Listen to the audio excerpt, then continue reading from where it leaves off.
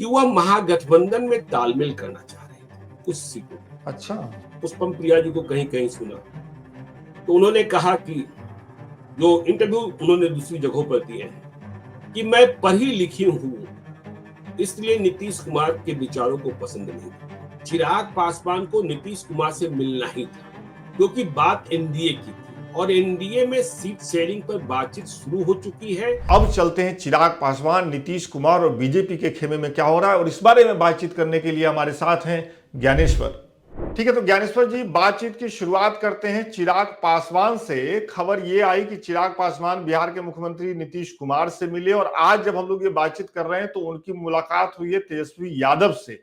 तो ये बिल्कुल दो अलग अलग कोणों से जो नीतीश इनकी, माफ करिएगा, चिराग की मुलाकात हुई है। इसका क्या मतलब समझे, क्या राजनीतिक अर्थ है इसका?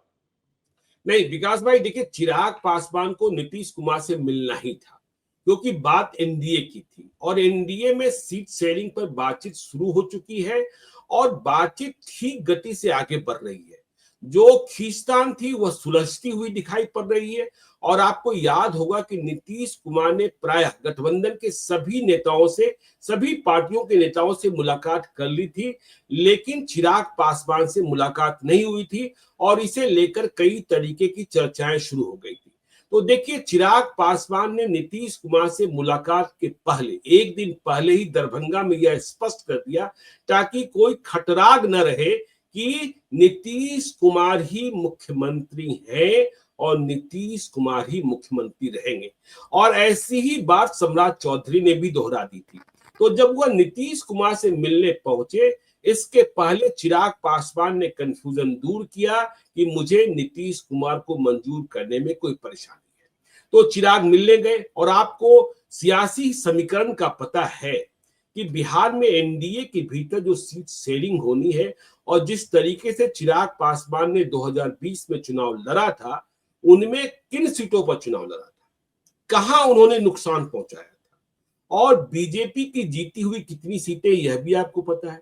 तो चिराग पासवान को जितनी सीटें मिलनी है, जो मुझे उम्मीद के मुताबिक 20 से 25 सीटें लगती हैं, एक राज्यसभा की सीट का आश्वासन मिल सकता है, तो उन 20 से 25 सीटों में से भी अधिकाधिक सीटें जो हैं वह जेडीयू के खाते से ही आनी है क्योंकि हारी हुई सीटें जेडीयू की ही है। तो इसलिए नीतीश कुमार से मुलाकात, चाचा भतीजे की मुलाकात हो गई है। आपको मकर संक्रांति का वह भोज भी याद होगा कि चिराग पासवान के पहुंचने के पहले ही नीतीश कुमार पहुंच गए थे और इसके बाद क्या क्या सब कुछ हुआ था और क्या क्या चर्चाएं शुरू हो गई थी। तो बीजेपी नेतृत्व ने, आपको यह भी याद होगा कि दिल्ली में विनोद तावरे ने जाकर चिराग पासवान से उनके बंगले पर मुलाकात की थी। तो वहां जो समस्याएं थी, जो खींचतान थी, उसे दूर करने का प्रयास किया गया है और चिराग पासवान की कई बातें थी जिसे नीतीश कुमार ने इस मुलाकात में, जब देखिए दोनों मिलते हैं तो चाचा भतीजे की मुलाकात हो जाती है। जब आप बाहर होते हैं, दूर होते हैं, तब आप कुछ भी कर लीजिए। तो चिराग पासवान ने कहा कि देखिए, पिताजी मतलब रामविलास पासवान, उनकी आदमकद प्रतिभा लगनी चाहिए। हमारी जानकारी है कि यह मांग नीतीश कुमार ने तुरंत मान ली और बिहार में रामविलास पासवान की आदमकद प्रतिमा लगेगी। कुछ लोग कह रहे हैं कि सुशील कुमार मोदी की प्रतिमा भी लगाई जाएगी।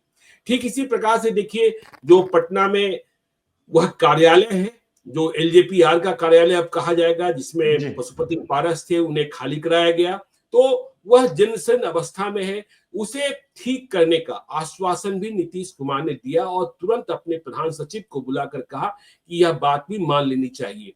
फिर इसी तरीके से चौकीदार दफादार की कुछ समस्या लेकर गए थे चिराग पासवान, तो वे बातें भी हो गई। तो अब यह खींचतान खत्म होती दिखाई पड़ रही है, संपूर्ण एनडीए एकजुट दिखाई पड़ रहा है। हाँ, मुकेश सहनी को लाने की कोशिश अब भी जारी है और चिराग पासवान और तेजस्वी यादव की जिस मुलाकात की आप चर्चा कर रहे हैं, वह अनायास मुलाकात है। एक पहुंच रहे थे, क्या मतलब है अनायास मुलाकात से? नहीं, देखिए आपको पता है कि आजकल मतलब जो सीमा पर शहीद हुए हैं, उनके 100 जो आ रहे हैं बिहार में, तो उन्हें लोग श्रद्धांजलि देने जा रहे हैं, विदाई देने जा रहे हैं। तो इस दरमियान ही मुलाकात दोनों की हो गई और कोई ऐसी बात नहीं हुई तो हुई। देखिए, जब मुलाकात करनी हो तो 100 लोगों और 200 लोगों के बीच कोई मुलाकात नहीं होती है। तो इसलिए उस मुलाकात का कोई राजनीतिक संदर्भ मुझे निकलता हुआ नहीं दिखता। और वैसे भी मैं बहुत साफ तौर पर पहले से स्पष्ट हूं कि चिराग पासवान और तेजस्वी यादव की जोड़ी बिहार में नहीं बन सकती, की जोड़ी बिहार में नहीं बन सकती है, क्योंकि चिराग पासवान तेजस्वी यादव के अधीन काम करने आएंगे, यह बात हमें समझ में नहीं आती। हाँ, वह उस स्थान की तलाश कर सकते हैं कि जब नीतीश कुमार रिटायर हो तो फिर जो युवा नेतृत्व है, जिसमें तेजस्वी यादव है, चिराग पासवान है, प्रशांत किशोर है, सम्राट चौधरी है, उनमें अपनी जगह बनाई जाए, जिसके लिए वह बार बार कहते हैं कि मुझे बिहार बुला रहा है। तो ये देखिए, चिराग पासवान तेजस्वी यादव की मुलाकात की कोई राजनीतिक मायने नहीं है, लेकिन चिराग पासवान और नीतीश कुमार के बीच जो मुलाकात हुई है उसके राजनीतिक मायने हैं। और एनडीए में जो खींचतान थी वह कम हुई है और बात बनती हुई दिखाई पड़ रही है। यह बात मुझे अब तक के घटनाक्रम से ऐसा ही दिख रहा है विकास भाई। आप ये कह रहे हैं कि एनडीए में खींचतान कम होती हुई दिख रही है, मैं आपकी बात मानता हूं, लेकिन मेरे सवाल का जवाब दीजिए कि क्या ये हम पुख्ते तौर पे तब नहीं कह पाएंगे जब एक बार सीट शेयरिंग फाइनल हो जाए? क्योंकि जैसे आप कह रहे हैं कि चिराग को जो सीटें मिलेंगी, एक तो चिराग ज्यादा सीटों की उम्मीद कर रहे हैं, चिराग को जो सीटें मिलेंगी वो जदयू के कोटे से आएंगी, क्या जदयू इसके लिए तैयार हो जाएगा, नीतीश तैयार हो जाएंगे, क्या चिराग को उतनी सीटें मिल पाएंगी जितने की वो उम्मीद रख रहे हैं, क्या वो पद जो वो चाह रहे हैं, जहां तक मैं पढ़ रहा हूँ डिप्टी सीएम के पद पे वो क्लेम कर रहे हैं। तो एक बार सीट शेयरिंग जब तक हो नहीं जाता तब तक ये कहना कि एनडीए में जो कला थी राजनीतिक तौर पे वो थम गई है, क्या ये थोड़ी जल्दी होगा ऐसा कहना? मैं ये नहीं कह रहा जब तक डील लॉक नहीं होता है, लेकिन डील लॉक होने की ओर बढ़ा है। आप याद कीजिए ना, संजय झा को नीतीश कुमार दरभंगा का लोकसभा चुनाव लड़ाना चाहते और संजय झा बीजेपी जेडीयू के ब्रिज है, लेकिन जब सीट पर बातचीत शुरू हुई तो दरभंगा की सीट न संजय झा अपने बूते हासिल कर पाए और न नीतीश कुमार छुड़ा पाए। लेकिन नीतीश कुमार ने लवली आनंद मोहन को वचन दे दिया था, तो नीतीश कुमार ने बिट्टो लगा दिया तो शिवहर की सीट छुड़ा ली। अब देखिए, जो आप कह रहे हैं सीट की जो संख्या है वह तो 243 ही है, और मुझे कहीं से इस बात में कोई कंफ्यूजन नहीं है कि बीजेपी और जेडीयू 100 सीटों से कम पर चुनाव लड़ेगी। जब 100 सीटों पर चुनाव लड़ा जाना है तो बाकी बचती है 43 सीटें। तो आप 43 सीटों में आपको चिराग पासवान का भी एडजस्टमेंट करना है, जिनके पास कोई एक सीट नहीं है। मटिहानी से उनकी पार्टी जीती थी, राजकुमार सिंह विधायक बने थे, कामदेव सिंह के बेटे, वह भी जेडीयू में शामिल हो गए। उपेंद्र कुशवाहा का एडजस्टमेंट है और जीतन राम मांझी का एडजस्टमेंट है। मुकेश शर्मा का इंतजार किया जा रहा है, आएंगे नहीं आएंगे अलग बात है। तो ऐसे में बीजेपी के पास देने के लिए जो उनके जीते हुए विधायक हैं, 80 से अधिक जीते हुए विधायक हैं, यदि 100 पर लड़ना है तो 20 ही तो उनके पास रिक्तियां है ना। लेकिन रिक्तियां कहाँ है? रिक्तियां है नीतीश कुमार के पास, 43 ही जीते थे, अब सुमित सिंह आ गए हैं, जामा खान आ गए हैं, कुछ और जीत मिल गई है, तो इसके बाद रिक्तियां वहां है। तो अब यह देखना होगा कि भाई सीटें, अब देखिए सीट की चर्चा जब करेंगे तो कई सीटें ऐसी हैं जहां चिराग पासवान को चुनाव लड़ाना ही लड़ाना है। अब यदि देखिए राजू तिवारी जो उनके प्रदेश अध्यक्ष है, गोविंदगंज से वह चुनाव लड़ना चाहते हैं, गोविंदगंज से ही पहले विधायक भी बने थे। अब गोविंदगंज बीजेपी की जीती हुई सीट है, तो देखिए अब जेडीयू भी इस बात को मापने में लगा है कि हम कहां कमजोर हैं, कहां मजबूत है, तो कहां लड़ाई हो। कमजोर सीटों को देने की कोशिश की जाएगी जेडीयू की ओर से, और चिराग पासवान की ओर से कोशिश होगी कि मजबूत सीटों को ले। देखिए वक्फ बिल के बाद जो स्थितियां बनी है कि जो मुसलमान बाहुल्य क्षेत्र हैं, जहां उनके नुमाइंदे चुनाव जीतते रहे, वहां कौन लड़ेगा। तो इन सीटों का भी, हाँ, इन सीटों का भी फेंका फेंकी आप देख सकते हैं कि नहीं भाई तुम ही लड़ लो, तुम ही लड़ लो, तुम ही लड़ लो। जैसे लोकसभा चुनाव 2024 में किशनगंज सीट नीतीश कुमार ने यह जानते हुए लिया था कि मुझे हार जाना है, हार भी गए, उनके उम्मीदवार भी दूसरी ओर चले गए हैं। तो हम ये नहीं कह रहे, हम ये कह रहे हैं कि भाई जो खींचतान दिख रही थी वह खींचतान कम होती दिखाई पड़ रही है। लेकिन बातचीत कब बिगड़ जाती है और बातचीत कब बन जाती है, यह तो अंतिम समय तक, जब तक प्रेस कॉन्फ्रेंस करके यह घोषणा न कर दिया जाए और प्रेस कॉन्फ्रेंस में सभी के सभी मौजूद हो। देख ही रहे हैं ना, महागठबंधन की स्थिति देख रहे हैं कि भाई 2,500 रुपए की घोषणा तेजस्वी यादव ने भी कर रखी है और अब कांग्रेस ने भी किया। क्यों नहीं भाई, आप एक बड़ी प्रेस कॉन्फ्रेंस बुलाते और महागठबंधन के सभी दलों के नेता शामिल होते, उसका ज्यादा इंपैक्ट होता। जी जी जी जी, बिल्कुल आप सही कह रहे हैं, क्योंकि गठबंधन में अलग अलग पार्टियां अगर अलग अलग घोषणाएं करेंगी तो उसका बहुत मतलब है नहीं, लेकिन ये हम नेताओं पे छोड़ते हैं। आपने बिल्कुल सही कहा कि अगर एक मंच पे आके गठबंधन के सभी साथियां एक घोषणा करें तो जनता तक उसकी पैठ अच्छी बनेगी। ज्ञानेश्वर जी, हम देख रहे थे कि एक सर्वे आया है, हालांकि जो संस्था है सर्वे करवाने वाली इंक इनसाइट, उसके बारे में मुझे ज्यादा जानकारी नहीं है, लेकिन ये एक सर्वे आया है जिसमें ये क्लेम किया गया है कि जो नए लोग हैं 18 से 29 साल का जो वोटर है, इस सर्वे के मुताबिक उसमें से 42% जो है वो तेजस्वी यादव को सीएम देखना चाहता है। 27% युवा ही नीतीश को सीएम देखना पसंद करते हैं। चिराग पासवान को 7% और प्रशांत को 2% लोग सीएम देखना पसंद कर रहे हैं। मतलब जो ये सर्वे उसके हिसाब से। मैं आपसे ये जानना चाहता हूँ, क्या वाकई बिहार के युवाओं में तेजस्वी को लेकर के इस तरीके की दिलचस्पी दिखती है जैसा इस सर्वे में दिख रहा है?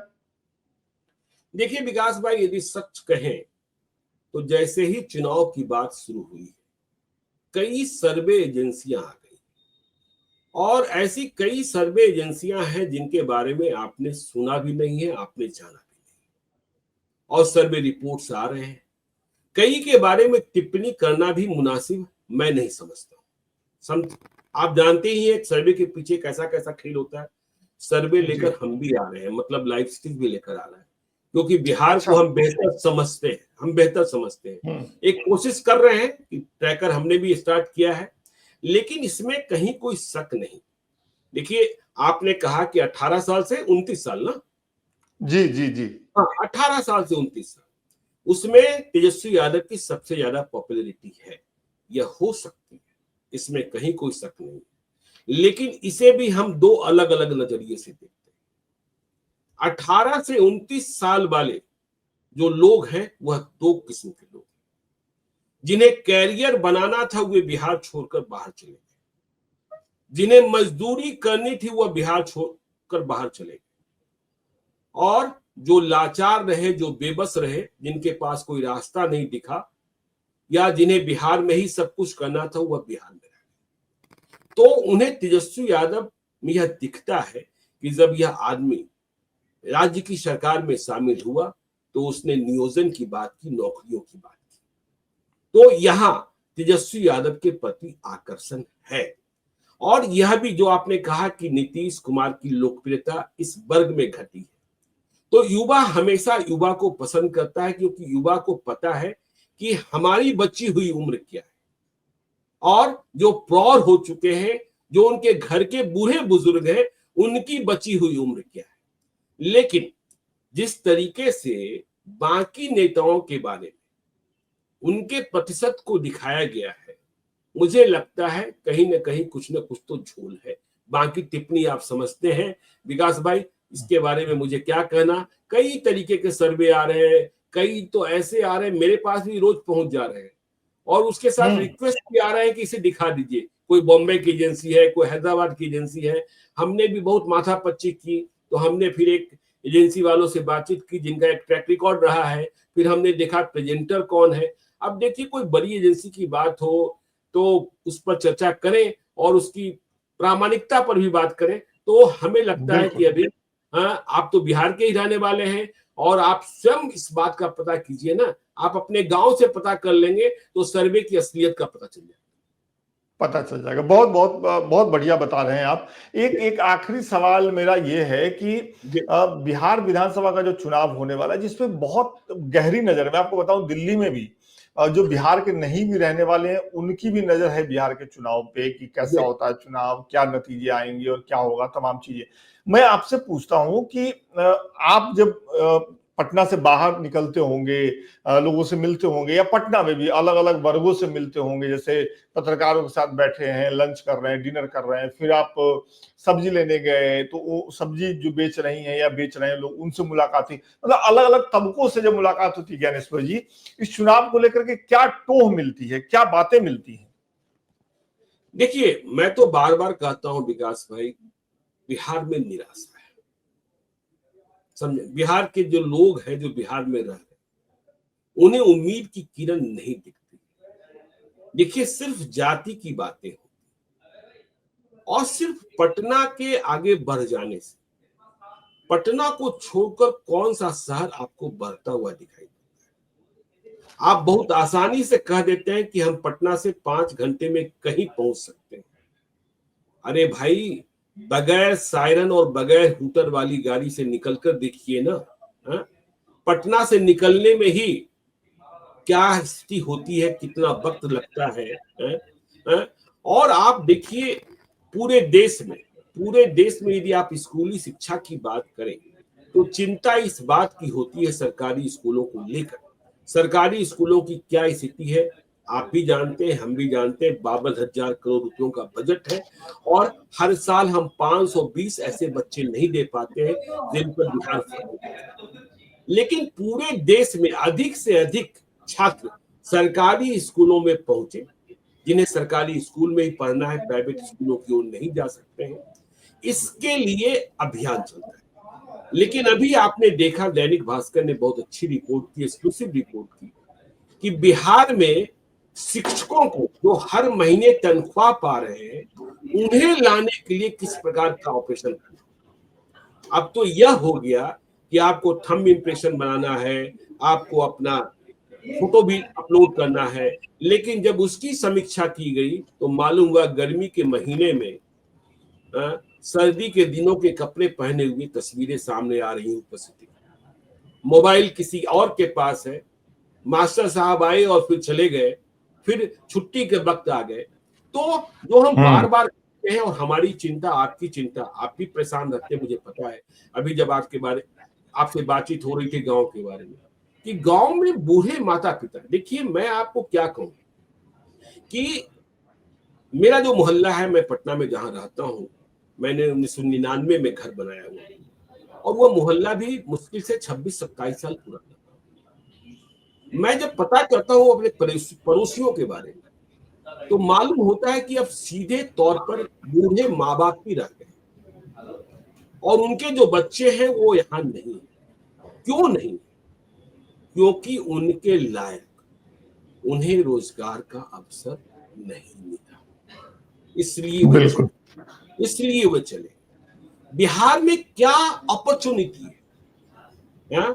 या तो आप मास्टर साहब बन जाइए, या तो आप सिपाही बन जाइए, या किसी छोटे से शोरूम में आप सेल्समैन की नौकरी कर लीजिए। ये संकट तो है, ये संकट है। और नहीं तो हवाई लेकिन चला ये देंगे। चुनाव में, लेकिन ज्ञानेश्वर जी, ये सारी छटपटाहट, ये सारी परेशानी चुनाव में परिणत क्यों नहीं होती है, वोट में क्यों नहीं बदलती है? ये भी एक बड़ा सवाल है ना बिहार को लेकर के। क्योंकि जाति है जो जाति नहीं है। जिनके भीतर जाति खत्म हो गई, वह बिहार छोड़कर चले गए। जब हम और आप दिल्ली में मिलते हैं या दूसरे कोई साथी मिलते हैं, तो क्या हम पूछते हैं एक दूसरे से तुम्हारी जात क्या है? लेकिन जैसे ही हम बिहार में घुसते हैं तो सबसे पहले हमारी जाति पूछी जाती है, हमारे बोले हुए एक एक शब्द की। मैं सवर्ण हूं, मैं पिछड़ा हूं, मैं अति पिछड़ा हूं, मैं दलित हूं, महादलित हूं। पहले यह पता किया जाता है, फिर पूछा जाता है कि यह आदमी क्यों बोल रहा है। आप यदि सच बोल रहे हैं, बिहार की बात कर रहे हैं, तब भी आपकी जाति का चश्मा पहनकर लोग उसे देखेंगे और समझेंगे। तो ऐसे में, सही कह रहे हैं। हाँ, ऐसे में क्या होना है? ऐसे में क्या हो? आपको पता है, हर महीने में 5-6 दिन दिल्ली रहता हूं, लेकिन रोटी जो है, जिससे मेरी जिंदगी चलती है, मेरा परिवार चलता है, यदि मैं आपकी उम्र में होता या आपसे कम उम्र में होता तो शायद मैं भी दिल्ली का रास्ता तलाश लेता। लेकिन अब कहाँ जाएंगे? सब कुछ तो यही बना लिया।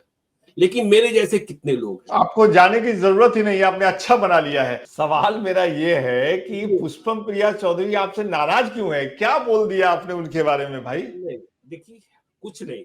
मैं लाइव सिटीज पर एक नया शो लेकर, द बिहार बैलेट, और मैं उसमें डाटा माइनिंग कर रहा हूँ, आप भी करते हैं। मैं बिहार के लोगों को समझा रहा हूँ कि जो पॉलिटिकल पार्टीज है उनके परफॉर्मेंस क्या रहे हैं पहले, और मैं क्या समझाऊंगा, ये तो डाटा है इलेक्शन कमीशन ऑफ इंडिया। तो इलेक्शन कमीशन ऑफ इंडिया के डाटा के हिसाब से हम हर पार्टी का हाल बता रहे हैं। तो हमने 3-4 दिनों पहले रिपब्लिकन पार्टी के उम्मीदवारों का हाल बताया, और हमने ये बताया जो इलेक्शन कमीशन ऑफ इंडिया का डाटा कह रहा था कि इनके सारे उम्मीदवारों की जमानत जब्त हो गई, इनके सारे उम्मीदवारों की। और जितने उम्मीदवार थे चुनाव लड़े थे, इनकी पार्टी के नाम पर उन्हें मात्र 1,23,011 मत पूरे बिहार में आए। स्वयं पुष्पम प्रिया जी को बांकीपुर में 5,000 से कुछ अधिक मत, और बिस्फी में 1,500 के आसपास मत मिले। अब मुझे क्या पता था कि इस डाटा से वह नाराज हो जाएंगे, इस डाटा से वो नाराज हो। यह डाटा मेरा नहीं था। नाराज होना था तो इलेक्शन कमीशन से नाराज होते हैं। अब वह इतना नाराज हो गए। चलिए देखिए, पत्रकारों को तो बड़े आसानी से लोग कह देते हैं बिका हुआ आदमी, दलाल, पेड गोदी मीडिया।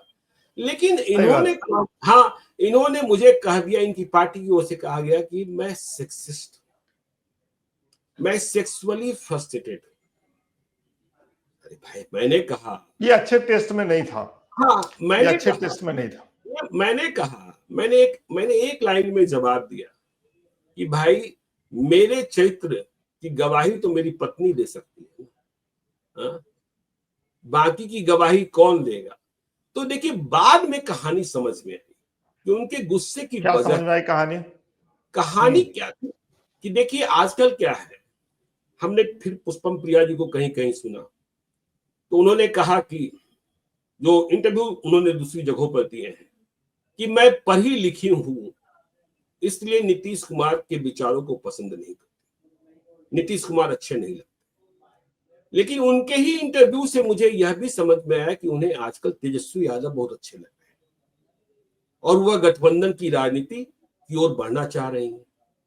तो हमारी जानकारी यह है, मैं पहली बार आपके साथ साझा कर रहा हूं, मैं इन सवालों को, कल से कई लोग हमसे कह रहे थे कि वह महागठबंधन में तालमेल करना चाह रहे थे कुछ सीटों में। अच्छा, हाँ, वो महागठबंधन के साथ तालमेल करना चाह रहे थे। लेकिन इलेक्शन कमीशन ऑफ इंडिया का जब पूरा डाटा हमने दिखा दिया, हम सारी पार्टियों का दिखा रहे हैं, कोई भेदभाव नहीं कर रहे हैं, सब कोई भेदभाव नहीं कर रहे हैं, तो अब तो सब पोल ही खुल गई कि भाई आपके पास वोट कितने थे, हाँ, तो आपके पास वोट कितने थे, आपकी ताकत क्या थी, और आपने पिछले 5 वर्षों में क्या किया। तो नाराजगी की असली वजह यही है। अब वह कोई 2020 के वक्त की कोई बात कर रही हैं कि भाई हमने उस वीडियो में क्या कहा था, तो हमने उस वीडियो में शायद, देखिए अब तो 5 वर्ष पुरानी बात याद भी नहीं है, लाल डायरी के पन्ने पलटने होंगे। हमने इलाहाबाद के चुनाव का एक किस्सा सुनाया था। इलाहाबाद में जब हेमवती नंदन बहुगुणा और अमिताभ बच्चन आमने सामने टकरा रहे थे, तो कई हजार बैलेट पेपर ऐसे थे जिस पर, यह महिलाओं के बैलेट पेपर ही होंगे, तब ईवीएम मशीनें नहीं थी। तो महिलाओं ने क्या किया था कि वोट कैसे दिया था, महिलाओं ने अपना किस दे दिया था अमिताभ बच्चन के साथ, के नाम के साथ, तो वो वोट गिनती नहीं हुए थे। तो अब देखिए, अब उनकी नाराजगी की वजह है कि उनकी असलियत की पोल खुल गई, जो इलेक्शन कमीशन का डाटा है। मेरी कोई निजी खुन्नस नहीं है, मेरी कोई मुलाकात नहीं है। वह कह रही है मैं उनसे और मेरी टीम उनसे। अरे भाई, मैं क्यों आपसे इंटरव्यू मांगूंगा? जब आपकी हैसियत हो जाएगी, तो जरूर आपके पास जाऊंगा। जब आप कुछ नहीं, लेकिन ज्ञानेश्वर जी, हम पत्रकारों का काम है नेताओं से मिलना, उनसे इंटरव्यू की गुजारिश करना, देना न देना वो उनका काम है, उनके अधिकार में आता है। मुझे नहीं लगता कि इसमें कोई बुराई है अगर टीम से किसी ने कभी पुष्पम प्रिया चौधरी से या किसी और नेता से इंटरव्यू मांगा भी तो, है ना? इसमें कोई ऐतराज की बात तो नहीं होनी चाहिए।